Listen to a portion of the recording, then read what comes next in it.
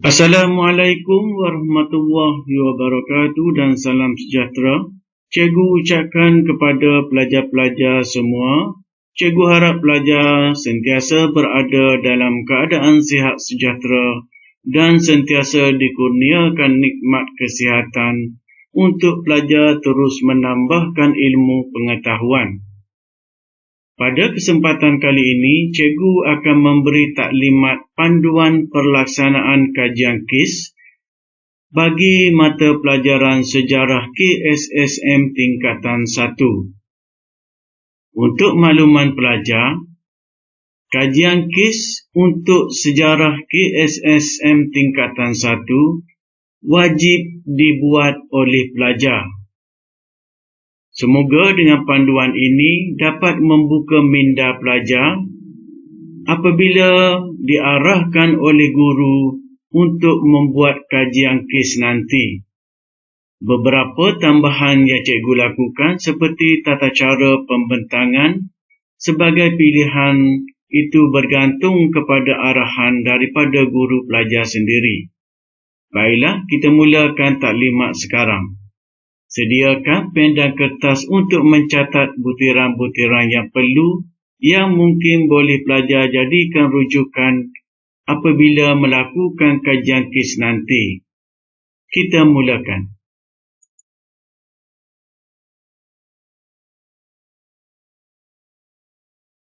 Baiklah pelajar-pelajar, untuk makluman pelajar, kajian KIS ini bermula dalam sukatan sejarah KSSM untuk pentaksiran tahap 3 yang bermula 2017.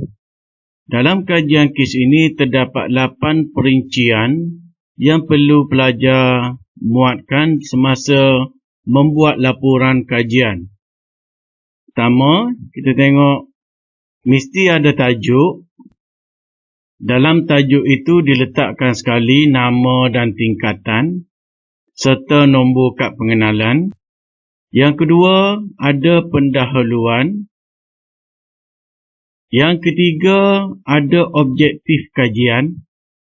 Ada kaedah kajian. Dan yang kelima, barulah laporan kajian. Nanti kita akan tengok apa yang dimaksudkan dengan laporan kajian. Seterusnya, yang keenam, kesimpulan daripada kajian. Ada bahan rujukan serta lampiran-lampiran hasil daripada kajian. Sekarang kita tengok tajuk-tajuk umum ataupun tajuk am yang boleh pelajar jadikan rujukan ataupun pernyataan masalah. Kita tengok yang berkelip dahulu iaitu tapak sejarah.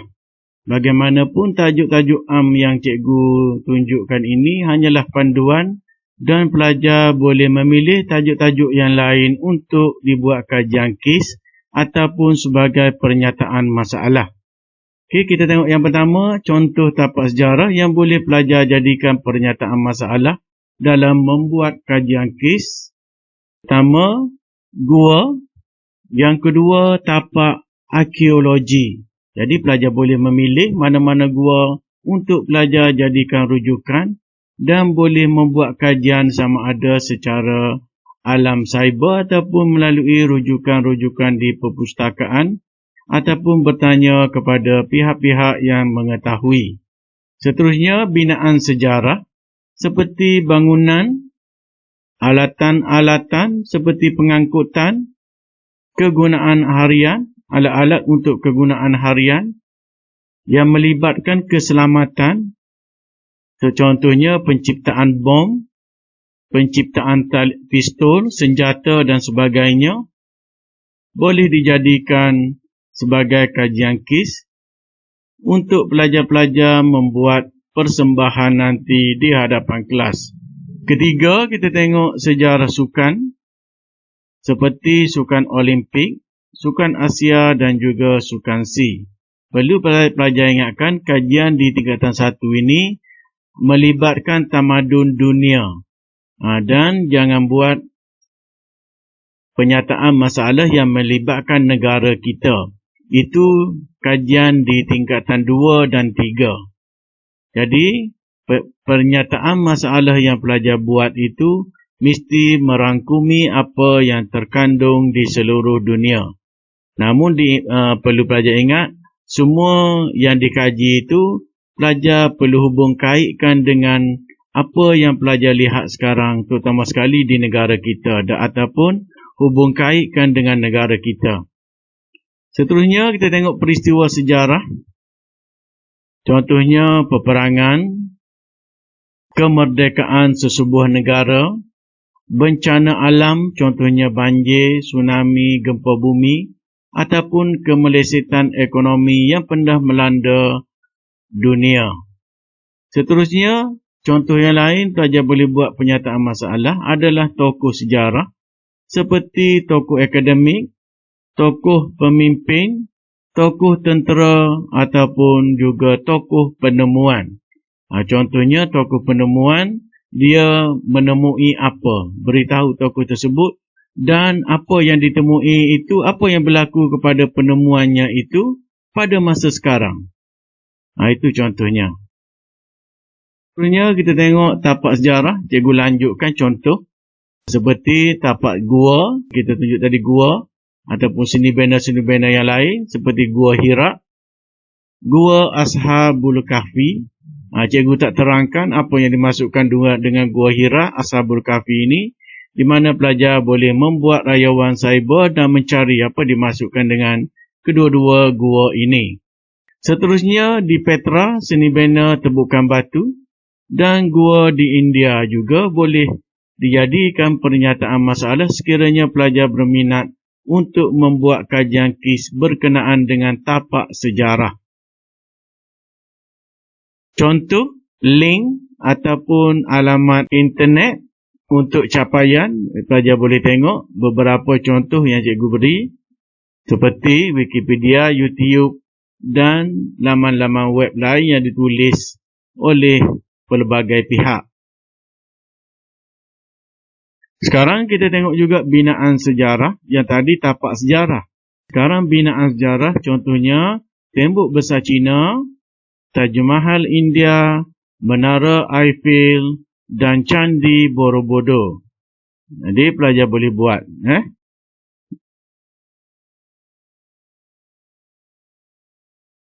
Seterusnya peristiwa sejarah. Kita tengok Perang Dunia Pertama, contohnya kenyataan masalah. Sejauh manakah Perang Dunia Pertama meninggalkan kesan kepada manusia hingga ke hari ini? Itu contohnya. Yang kedua, tsunami. Begitu juga boleh kesan dan boleh buat kajian tsunami-tsunami yang pernah berlaku dalam dunia dan apa kesannya kepada negara yang dilanda tsunami, kemelesetan ekonomi dan kemerdekaan sesebuah negara. Contoh, laman-laman web yang boleh pelajar jadikan rujukan ketika membuat kajian KIS, dan laman-laman web ini perlu pelajar lampirkan di dalam rujukan. Seterusnya, tokoh sejarah. Banyak tokoh sejarah sebenarnya, tapi cikgu ambil dekat sini ada beberapa tokoh sejarah yang terkenal dan pelajar boleh buat kajian. Kalau boleh, pelajar cuba kenal pasti tokoh-tokoh sejarah yang lain. Di sini sekadar contoh seperti Iskandar Zulkarnain, Soekarno, Sultan Muhammad Al-Fatih, Hitler dan juga Syekh Wanti. Sejarah sukan, contohnya sukan Olimpik, sukan Asia, sukan musim sejuk dan juga sukan sea. Sekarang cikgu tunjukkan contoh senarai kandungan untuk laporan kajian KIS selepas tajuk. Ini yang perlu pelajar tulis dan nyatakan dalam persembahan. Jadi laporan kajian itu perlu menepati arahan dalam DSKP, dan inilah contohnya arahan yang dibuat oleh DSKP. Dan cikgu beri contoh tajuk di sini adalah kajian yang pelajar buat.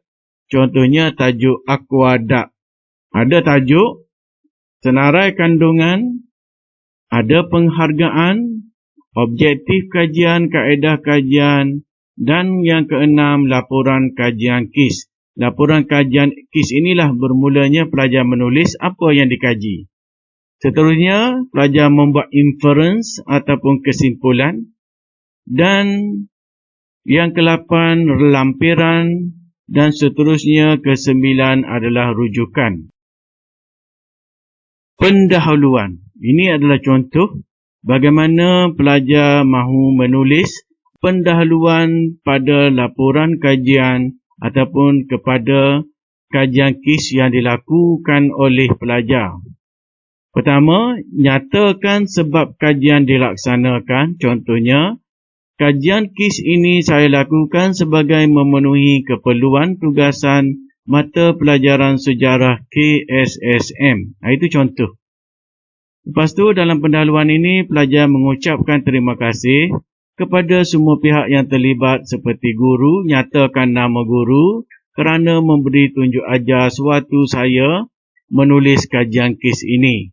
Kena buat macam tu. Ibu bapa, rakan-rakan dan orang sumber. Contohnya orang sumber ini adalah orang yang memberi maklumat kepada pelajar berkenaan dengan kajian yang dibuat. Nyatakan ucapan terima kasih pelajar. Seterusnya, nyatakan masa yang diambil untuk membuat kajian, halangan-halangan yang ditempuhi oleh pelajar sewaktu membuat kajian KIS. Media yang digunakan, media ni alat-alat yang digunakan sebagai bahan untuk membuat kajian KIS. Seterusnya, kesan positif yang diperolehi oleh pelajar ketika membuat kajian. Contoh objektif kajian KIS. Pertama, objektif kajian adalah seperti berikut. Ini kepada rujukan kerana membuat kajian tentang akuadak dalam tamadun Rom. Pertama, tengok mengenali dan memahami kepentingan sistem bekalan air, mengkaji keperluan sistem bekalan air, mencari masalah yang wujud dari perkhidmatan bekalan air, mengkaji kesan ketiadaan bekalan air kepada penduduk, mengambil iktibar dan pengajaran daripada peristiwa sejarah. Ini contoh.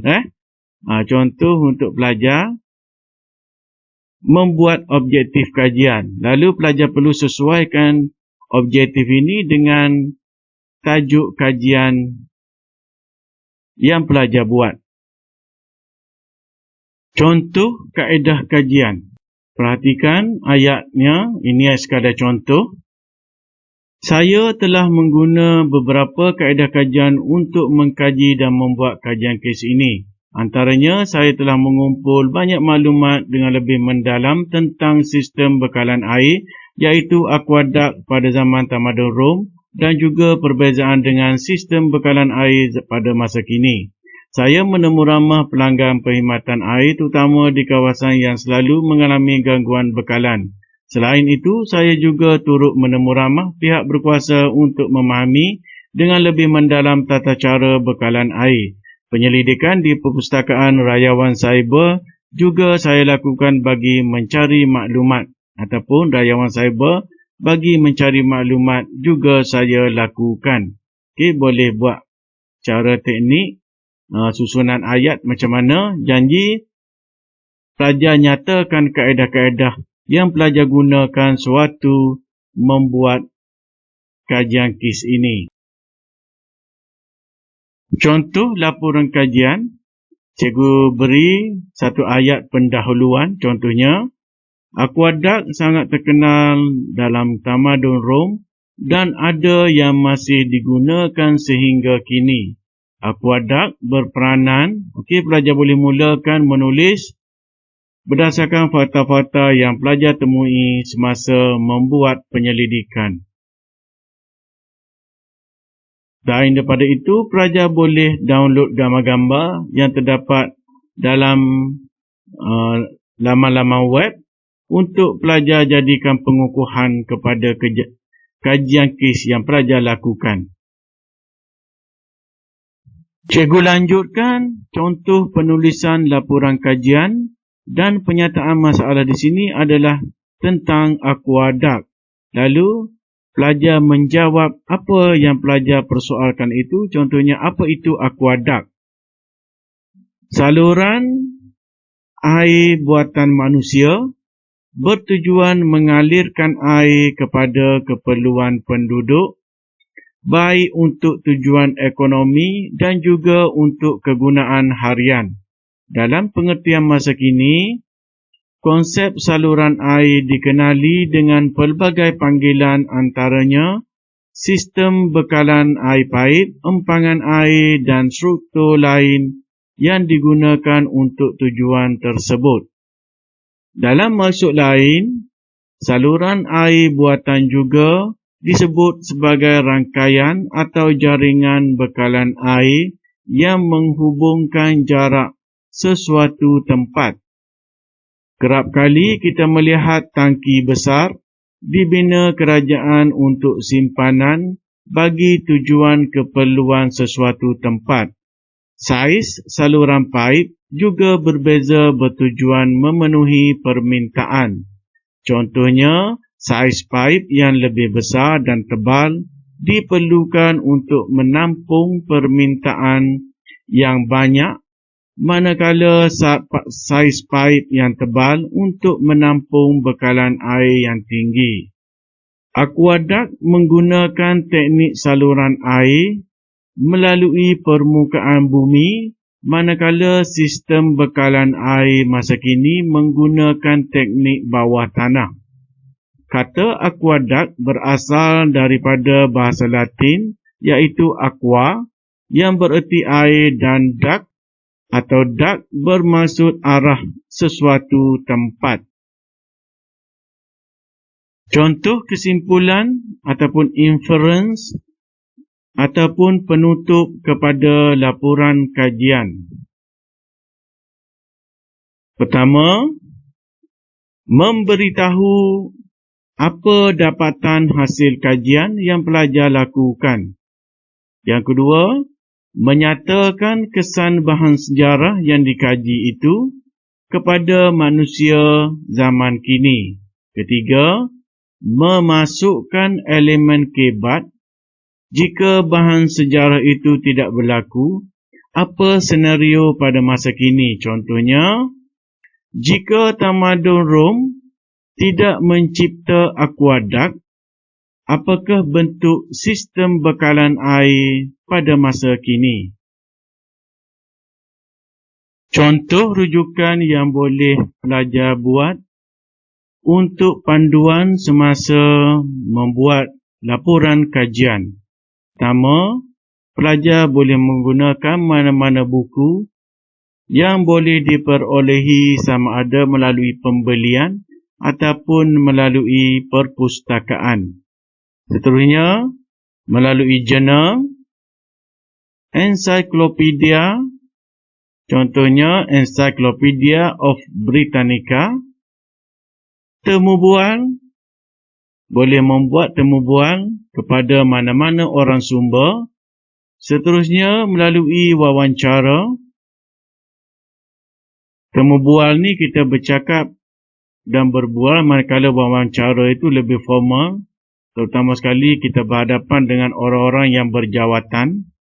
Seterusnya, mikrofilm. Mikrofilm, pelajar boleh tengok contoh di sebelah kanan bawah. Biasanya mikrofilm ini ada di perpustakaan besar. Contohnya perpustakaan negara, arsip negara dan juga perpustakaan di universiti.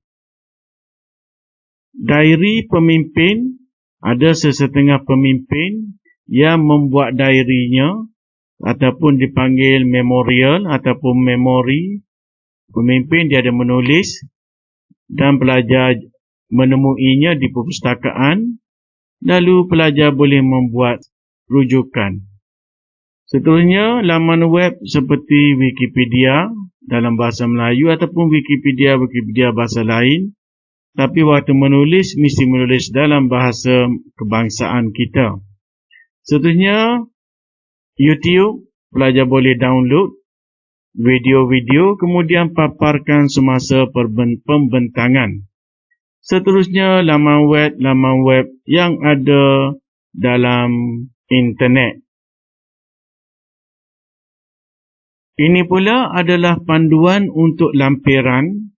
Pertama, kita tengok bahan rujukan tambahan seperti salinan surat peribadi, surat rasmi dan lainnya. Ini kena bezakan antara lampiran dengan rujukan.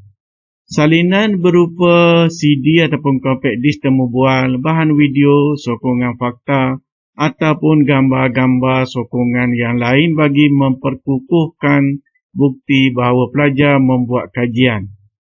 Seterusnya, surat kebenaran ibu bapa sekiranya memerlukan kebenaran temu ramah, tapi biasanya cikgu ataupun guru tidak menggalakkan, cuma pelajar membuat kajian berdasarkan fakta-fakta yang ada tanpa pelajar keluar daripada rumah. Ini bertujuan untuk keselamatan pelajar sendiri. Surat rujukan sekolah untuk menemui orang sumber. Orang sumber ni kita boleh buat sekiranya ada, kerana kita pergi berjumpa mereka. Bukannya kita merayau-rayau, tak tahu tempat. Ini membahayakan keselamatan pelajar. Contohnya kalau nak pergi jumpa dengan orang sumber, ibu bapa boleh menemankan pelajar. Atau bahan sokongan lain untuk memperkukuhkan kajian kes yang dilakukan oleh pelajar. Jadual pelaksanaan kajian kes. Jadual ini untuk pelajar jadikan panduan semasa melaksanakan proses kajian kes ataupun dipanggil proses kerja. Dan kajian kes ini berlangsung selama 4 minggu. Pertama, pelajar membentuk kumpulan. Setiap kumpulan terdiri daripada 2 ataupun 3 pelajar. Ini adalah bertujuan untuk pelajar membentuk kumpulan semasa pembentangan nanti, namun setiap penghasilan adalah dalam bentuk individu. Kedua, itu minggu yang pertama. Lalu, pada minggu pertama ini juga, pelajar boleh merangka dan merancang aspek apa yang ingin pelajar buat untuk kajian kes. Kemudian, pada proses kerja seterusnya, menerima tugasan dan membuat rujukan temu bual dan juga rayawan cyber. Ini untuk minggu pertama. Manakala minggu yang kedua, pelajar akan mendaftar tajuk kajian kes kepada guru untuk penelitian dan mengelak pertindihan tajuk. Manakala bila guru bersetuju, pelajar bolehlah mula menyusun maklumat untuk melakukan kajian. Dan dalam masa 2 minggu ini, pada minggu yang ketiga, pelajar mula boleh menganalisis maklumat dan seterusnya menulis laporan kajian. Manakala pada minggu yang keempat, pelajar bolehlah terus menghantar laporan kajian yang telah siap kepada guru dan guru akan mula mengatur proses pembentangan. Ini adalah tata cara pembentangan untuk kelihatan lebih rasmi ataupun mengikut aturan-aturan pembentangan yang profesional dan bersifat akademik. Bagaimanapun, ini adalah sekadar panduan namun tertakluk kepada arahan yang diberikan oleh guru kepada pelajar-pelajar. Pertama, cikgu bagi sekadar panduan. Seorang pelajar daripada kumpulan yang dibentuk akan menjadi pengerusi. Pengerusi di sini maksudnya pengerusi pembentangan. Pengerusi akan memberi salam dan memperkenalkan pembentang, seterusnya mempersilakan pembentangan. Pembentang akan mula membuat pembentangan dan akhiri dengan ucapan contohnya, sekian saja pembentangan saya. Sekian, terima kasih. Pengerusi akan buka soalan untuk pertanyaan dan ditanya oleh pelajar-pelajar yang merupakan ahli forum pembentangan. Kemudian, pengerusi akan akhiri sesi pembentangan dengan ucapan terima kasih. Sebelum itu, pada poin yang ke-3, pembentang akan mula membuat pembentangan itu dimulakan dengan ucapan terima kasih pengerusi.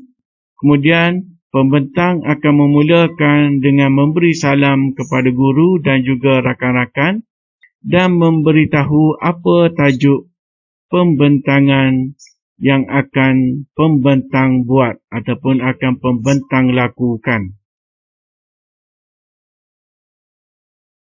Sekarang, cikgu tunjuk beberapa kajian yang dilakukan oleh pelajar. Lalu, pelajar boleh tengok sepintas lalu.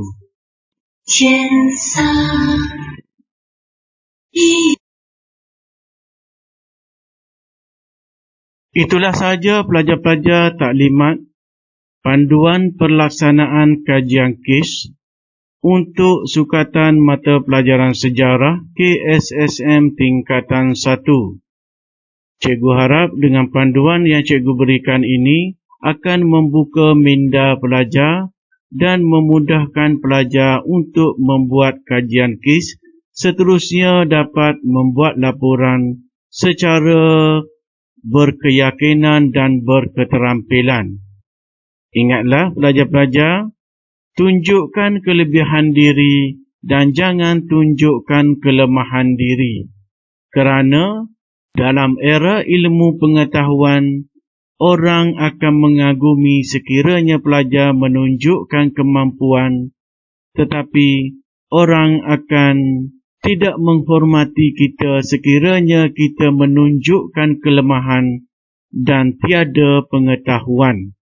Semoga ini akan memberi perangsang kepada pelajar-pelajar untuk menghasilkan satu laporan kajian yang boleh dikagumi oleh guru dan juga rakan-rakan pelajar.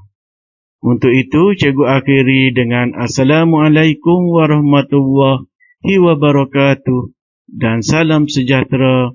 Sekian, terima kasih.